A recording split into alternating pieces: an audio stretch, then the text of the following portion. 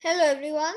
So I'm back from GameStone. Today we're going to be reacting to World War II Part 1 by Oversimplified. So leave link to the original video in the description. This video was made Wait, I always need to increase my volume. I always keep it too low. possible by Skillshare. Churchill was a man with many talents. He was an artist, a butterfly enthusiast, and he had an unpublished manuscript about aliens. Clearly, he was a man with an insatiable thirst for knowledge. Maybe he could have loaded up his computer and logged onto Skillshare. Well, there were pretty much no computers during World War II, and most of the time when Churchill lived, there weren't any. An online learning community with more than 19,000 classes in design, business, technology, and more. Perhaps he was considering a side career in fashion. He would have found classes top away by the or this is a month. 1,000 people to use this link, 9 cents. Be sure to try it out using the link in the description and learn something new today. Now, without further ado. Yeah, I'll copy the link which he's put in. Actually, wait, no, that doesn't make any sense because most of you, if you just go see the original video, you'll be able to get the link. It's 1902. A young man by the name of Benito Mussolini moves from Italy to Switzerland to avoid military service. He gets big into socialism, working for trade unions, writing for socialist newspapers, advocating a violent overthrow of European monarchies, the whole shebang. This gets him in a bit of trouble with the Swiss police, so he gets arrested. Yeah, and he was, I'd say, as avid of a socialist as Hitler. And also, Italy had mandatory military service. And Muslim was thinking about all the socialist thing over a decade, or he was thinking about over 2 decades before Hitler. Hitler started thinking about it in the early 1920s, and he started thinking about it in the early 1900s. Sent back to Italy, set free, returns to Switzerland, is arrested again, goes back to Italy again, completes his military service after previously avoiding it, and then after a brief stint as an elementary school teacher. Can we just comprehend Mussolini was an elementary school teacher? He finally returns to work as an avid socialist. His speeches and journalistic abilities made him famous among Italian socialists. He was anti-war, so when Italy colonized Libya in 1910, he rioted. And got arrested. Then World War I came along, and once again he protested Italy's involvement. But then he thought, wait a minute. Yeah, he protested Italy's involvement in the war because he thought that if Italy did that, the European monarchies would not fall and socialism and nothing would happen then. Then he thought that, wait, won't that, like, supposing like a country like Germany or France or the UK or Russia or Austria or even Italy loses, won't the monarchies fall?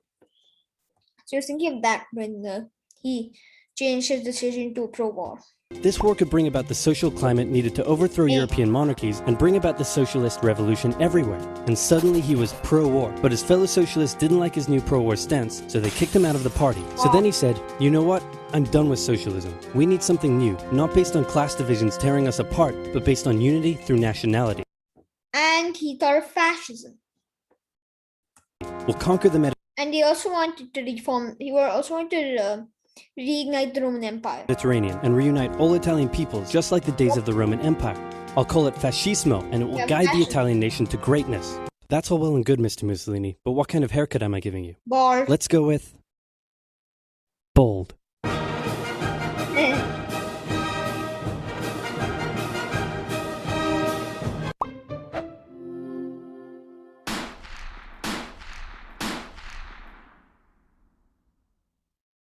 Italy had been on the winner's side in World War I, and they hoped they were going to get Italy had been on the winner's so here are the winners. Japan, Russia, the UK, France, and Italy. They didn't include Portugal. Portugal also joined the war on the side of the Allies. And most people would think, wait a minute, aren't Italy and Japan a part of the Axis? In World War II, they were a part of the Axis along with Germany. But in World War I, they were part of the Allies. And the losers were Germany, Austria-Hungary, and the Ottoman Empire. They didn't include Bulgaria in there, but yes. Side in World War I, and they hoped they were going to get a lot out of it. But in the end, they only wanted the entire Mediterranean coast from Austria-Hungary. a little, and they felt Yeah, and they only got parts of Tyrol and parts of Trieste. cheated. On top of that, a bad economy and weak governments meant that the Italian people Yes, Italy still had a monarchy at this point, but he was not a figurehead, and it was really led by Giovanni Giotti. were a little unhappy. So when Mussolini came along and said that he could fix everything, his fascist movement Yes, that's exactly how Hitler got support, by saying just fix everything, and Germany, the situation was much worse. Germany faced like an inflation where bread prices were 200 billion marks. And just when the war started, just in 1919, one German mark equal to I think $4 million. I'm not sure, but then Germany's inflation, gained a lot of support. In 1922, he went to the king and said, "Make me prime minister or I'll make me prime minister." yeah, and the prime minister was position, not the chancellor like it was in Germany. And the king said, "You and what army?" "This army." Yeah, that's a huge army. Fair. Time to scout. Fair enough. Then he went about establishing a dictatorship with himself at its And Mussolini's dictatorship started, I don't know, in 1925. That's about 10 years before Hitler's. So Mussolini was already up and running with the dictatorship before Adolf Hitler. center. Europe had its first fascist dictator. Next up, Germany. Germany had been on the loser's side, and they got absolutely wrecked by the Treaty of Versailles. They lost territory, Yes, you can see. had to demilitarize the side, and they got absolutely wrecked by the Treaty of Versailles. They lost territory. Yeah, so this is the former German border, like this is the former German border. Yeah, I didn't have control of Luxembourg, but they're parts of Belgium. And at the end of it, they lost Alsace-Lorraine. A free state was established, which is currently a part of Germany. Then parts of Belgium were given back to Belgium. Northern Schleswig, which Germany had conquered from Denmark, had been given back to Denmark. And this part here was divided between Poland and Lithuania.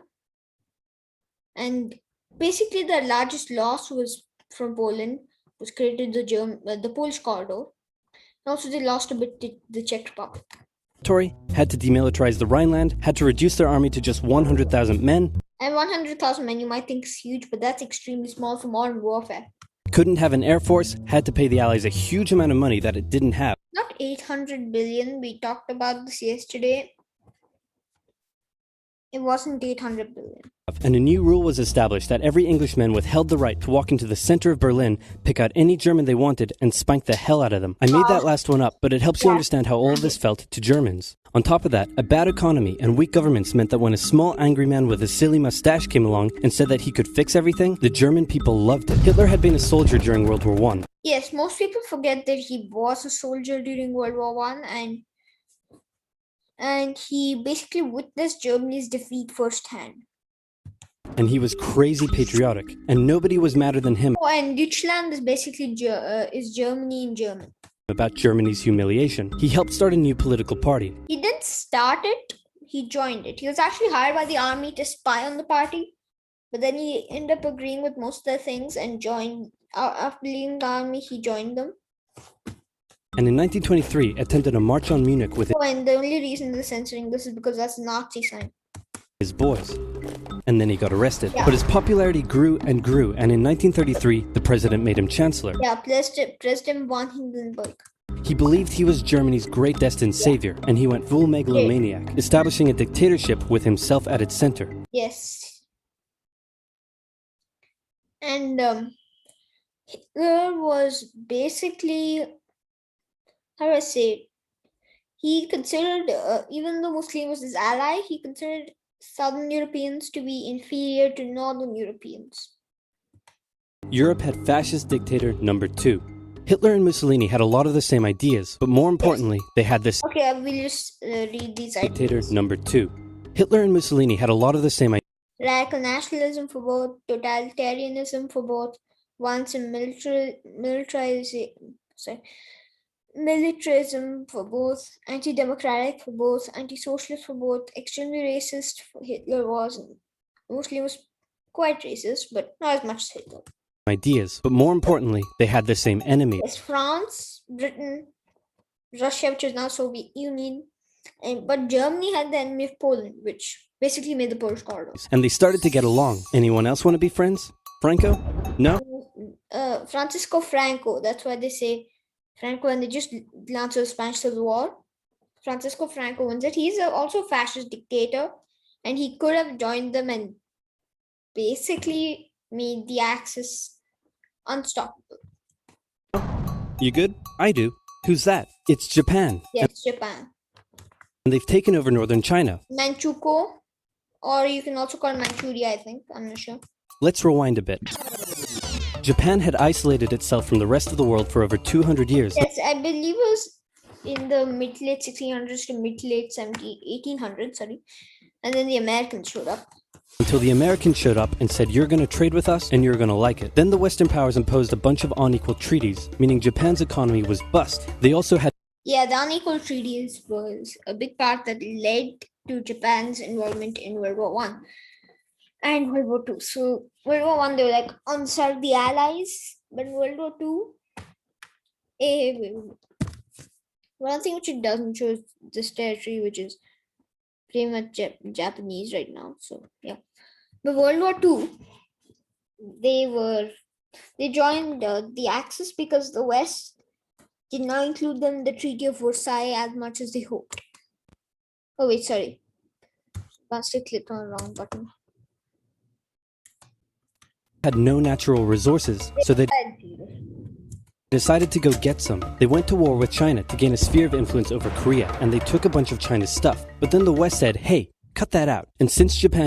Yeah, they could take on Russia, but not Germany or France. And couldn't take on the West, they said, okay, I guess we'll just go home. Wait a minute, what are you doing? Taking advantage of a weakened China and setting up spheres of influence. But I was... Yeah, and the one of the biggest sphere of influence was Russia. And then Japan went to war with Russia eventually and got this entire sphere of influence. The one who weakened them. We know. And you guys didn't let me have anything. We know. That seems unfair. Yeah. We don't think so. Hey. Okay, see ya. So Japan thought, screw this, and went to war with Russia, and stunned everyone by actually winning. Yes, then they fully annexed Korea, but they didn't stop there. In World War I, they took Germany's colonies and islands in Asia. And then in an incident that was maybe staged by the Japanese army, a bomb blew up a Japanese train in Manchuria, giving Manchukuo, same thing. them an excuse to launch an invasion and take over. So here's the situation. Nazi Germany, Fascist Italy, and Japan all believe they're racially superior, all feel hostility towards the Allies. Yes, the Allies, US, Britain, France, and Soviet Union.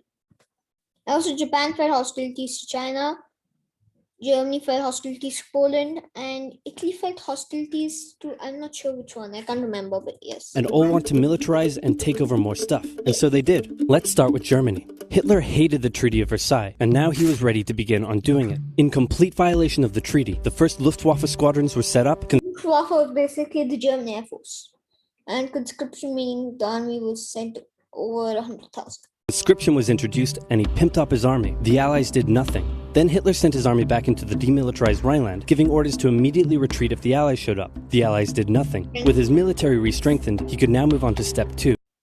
Take over. He wanted to rapidly increase the Aryan population, and to do so, he needed Lebensraum, or in other words, he would have to take over the world. But for now, a good portion of Europe would do, and he began eyeing up his neighbors. The Allies finally started to get worried, so they implemented a fairly useless diplomatic strategy. Yeah, and you might think, wait, why do England have this big piece of land here? Well, that's just Northern Ireland, and most of it's being hidden by France. And this is Poland. Germany's about whacking. Called appeasement, and it went a little something like this. Hitler would say, I want that thing, and the Allies would say, yeah, the Anschluss happened when Hitler annexed Austria. You can't have that thing. Okay, you can have that thing, but no more. I want that thing. And repeat. In 1938, Hitler's army marched into Austria and just took it, with no resistance. Boom, this is Germany now. Then Austria wanted the annexation. Next, he demanded to be given the Sudetenland, an area of Czechoslovakia with many ethnic Germans. The Allies held a Yes, and he got the Sudetenland. Meeting with Hitler in Munich and said, look, we're going to give you what... Hang on. This meeting is about my territory. Shouldn't I come to the meeting too? Anyway, we're gonna give you what you want. Really? Yeah. Just like that? Yep. What's the catch? Just sign this piece of paper promising you won't invade the rest of Czechoslovakia. He didn't invade the Okay. rest Then of Chamberlain returned home Czechoslovakia. victorious, waving his signed piece of paper in the air, declaring crisis to be averted and the continuation of world peace. And we built a statue of Chamberlain in his honor, and every day on the 30th of September we celebrate Chamberlain Day. Hitler's invading the rest of Czechoslovakia. Yep. What? Hitler's invading the rest of Czechoslovakia. He made Czech Republic, he annexed, but Slovakia he made a puppet. He's invading the rest of Czechoslovakia. Oh. You lied to me. What do you expect? I'm Hitler. Not to be outdone, Mussolini also wanted to get in on the action. He thought to himself, isn't there a not yet colonized nation somewhere which is so underdeveloped that the people would be defending themselves against our tanks with literal bows and arrows and wooden spears? Oh, there is? Yeah, Abyssinia is basically Ethiopia. Fantastic. And so he took it. Yeah. Italy also wanted to control the entrance to the Adriatic Sea, so they occupied Albania. Then, in another incident which was maybe staged by the Japanese, gunfire was exchanged by Japanese and Chinese troops at the Marco Polo Bridge, and the Japanese launched yet another invasion against China. They swept through Beijing and Shanghai, and then advanced through the Yangtze Valley to China's then capital, Nanking. It was here that saw the worst of Japan's shocking atrocities committed against the Chinese people. Just search up the rate of Nanking or Nanjing. You find it. Back in Europe, Germany and Italy made their relationship status official by signing the Pact of Steel. Then, Hitler turned his eyes towards Poland and the hated Polish corridor, splitting Germany in two. And he hated the Polish corridor.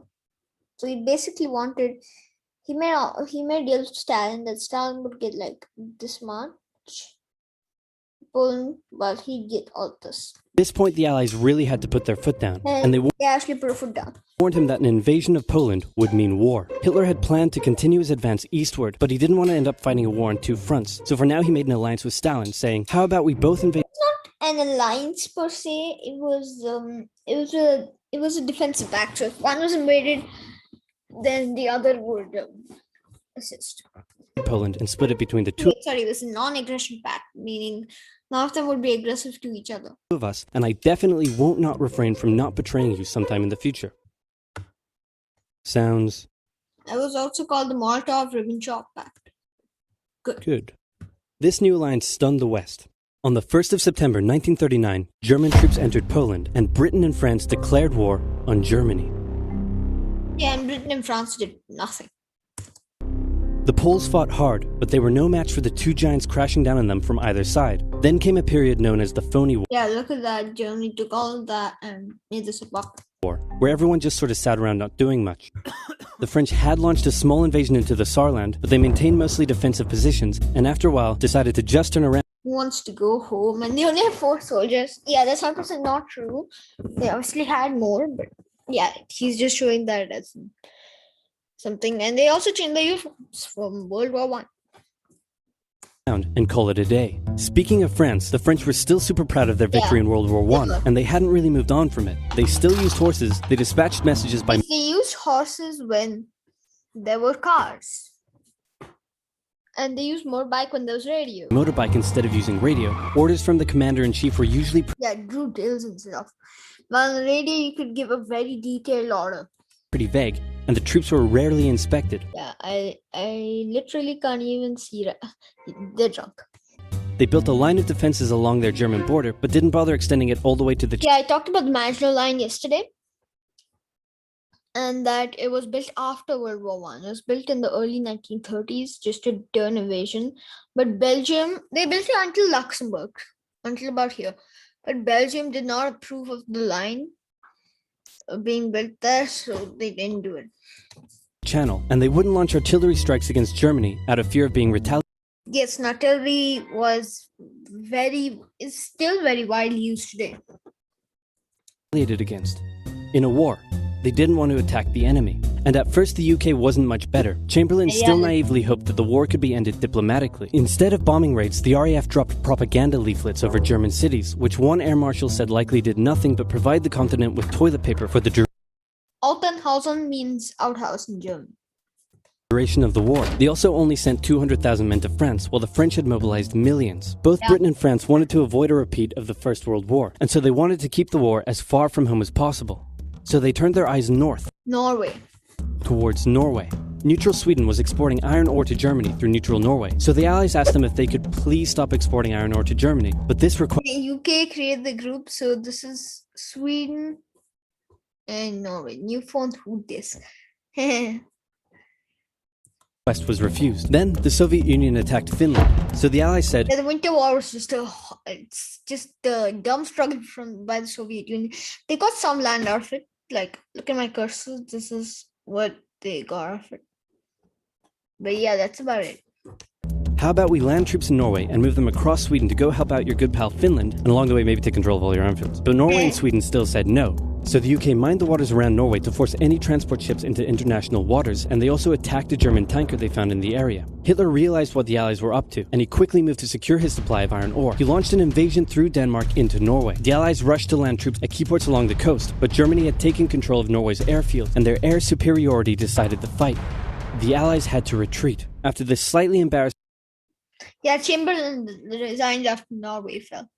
failure, Chamberlain resigned and was replaced by Churchill. Was replaced with Winston Churchill, who had a slightly different approach to dealing with the Germans. Hitler's overall strategy was similar to Germany's First World War strategy. Attack France, defeat France, knocking out the UK in the process, then turn on the Soviet Union and win the war. During the phony war, the Allies had given Hitler time to prepare his forces. Now, he was ready to attack. The Allies had wanted to place troops in Belgium. This is France, UK, and Belgium. But Belgium had refused, and in a move that surprised pretty much no one, he attacked Luxembourg, basically Benelux. Luxembourg, Netherlands, and Belgium. Launched an invasion to get around France's defenses. The Allies charged into Belgium at full speed to meet the German invasion head-on, and it looked like a repeat of the First World War was coming. But this time, Hitler had a trick up his sleeve. Blitzkrieg. I use that a lot when I do my gaming videos, and yes. As the Germans advanced, they sent thousands of refugees westward, slowing down the Allies. Then, to the south, the French had left the Ardennes, an area full of hills and forests. And once Germany penetrated the Ardennes, France was gone, pretty much. Pretty underdefended because they thought it was naturally impenetrable. Well, the Germans were about to penetrate it with everything they had. They smashed 50 Wehrmacht divisions through and encircled the Allied armies at lightning speed. The best of the Allied forces were now trapped. The Germans squeezed in from all sides, taking out France's best armies and nearly wiping out the British too. But they managed to make a desperate last-minute escape at Dunkirk, with British civilian ships even making the perilous journey to bring their young men home. With most of the civilian ships did that. French forces depleted, the Germans breezed through, taking Paris, and France fell. What the Germans couldn't do in World War I, Hitler had done just like that. Yeah, just like that. He did that super quick. And you might see why Czechoslovakia is so small. Because Hungary kind of allied with Germany, but they didn't sign the Tripartite Pact yet. So they got this bit Czechoslovakia. Hitler hoped that with the fall of France, the UK would also lose hope and sue for peace. But quite annoyingly, it didn't, and he needed to secure the Western Front, so he tried to force them into submission with mind games.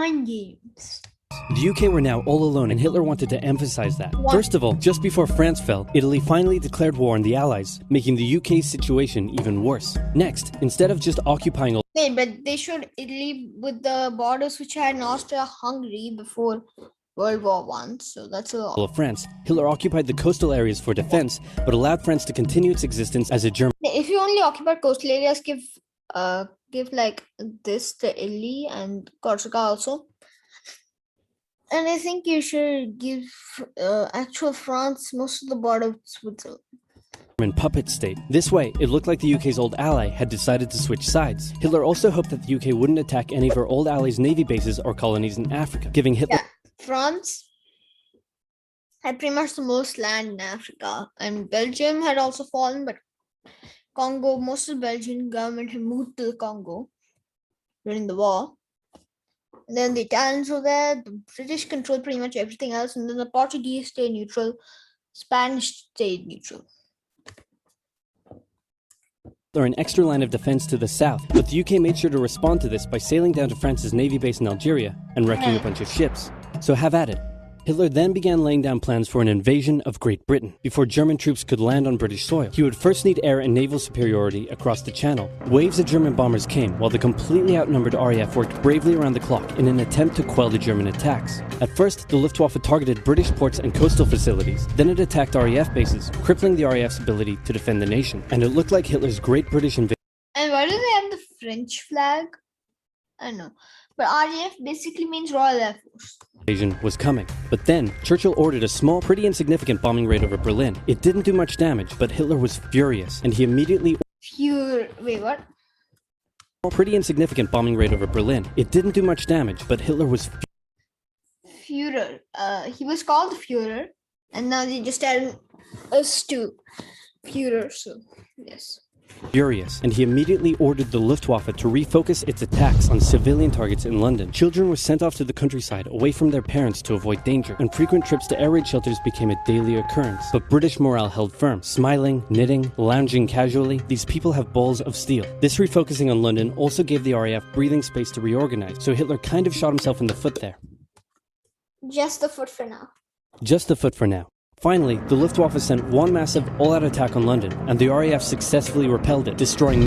The Battle of Britain was disastrous for the Luftwaffe. Many of the German aircraft, and placing air superiority firmly in British hands. Hitler's invasion had to be postponed, but the bombing of British cities continued for some time. British cities were like Belfast, Manchester, Leeds, York, London, Tottenham, Cardiff, Edinburgh, Glasgow. Yes, so that'll end it for this video. And yes, so link to the original video in the description. Please smash the like and subscribe. And yes, so see you next time. Bye.